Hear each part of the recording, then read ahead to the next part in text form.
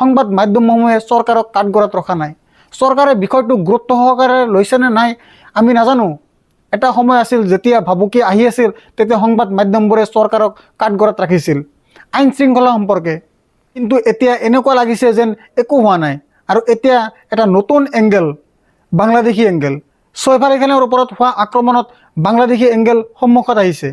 ইয়াৰ অৰ্থ হৈছে যে ভাৰতীয় জনতা পাৰ্টিৰ সমগ্ৰ প্ৰচাৰ এক্সপ'জ হৈছে। যিসকলে ঝাৰখণ্ডলৈ গৈছিল আৰু কৈছিল যে বাংলাদেশী ইয়ালৈ আহিছে, তেওঁলোকে আপোনাৰ ছোৱালীবোৰক অপহৰণ কৰিব। মহাৰাষ্ট্ৰ হৈছে ডাবল ইঞ্জিনৰ চৰকাৰ।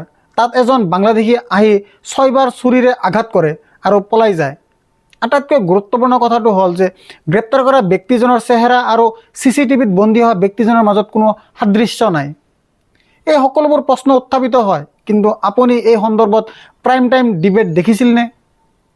আপুনি সুশান্ত সিং ৰাজপুতৰ ওপৰত প্ৰাইম টাইম ডিবেট দেখি পাইছিল, যিটো আত্মহত্যাৰ ঘটনা আছিল। কিন্তু মনত ৰাখিব, সেই ক্ষেত্ৰত উদ্ধৱ ঠাকৰে চৰকাৰৰ আগুৰি ধৰিছিল। কিয়? কাৰণ বিহাৰত নিৰ্বাচন অনুষ্ঠিত হ'বলৈ গৈ আছিল আৰু স্বৰ্গীয় সুশান্ত সিং ৰাজপুতৰ পৃষ্ঠভূমি বিহাৰ আছিল। আজিকালি এনেদৰে সাংবাদিকতা হয় আৰু এনেদৰে আৰক্ষীৰ কাম হয়। চাওক, কপিল শৰ্মা, ৰাজপাল যাদৱ, সুগন্ধা মিশ্ৰ আৰু ৰেমো ডিচুজাই লাভ কৰা ভাবুকিবোৰ নিশ্চয় আণ্ডাৰৱৰ্ল্ডৰ পৰা আহিছে।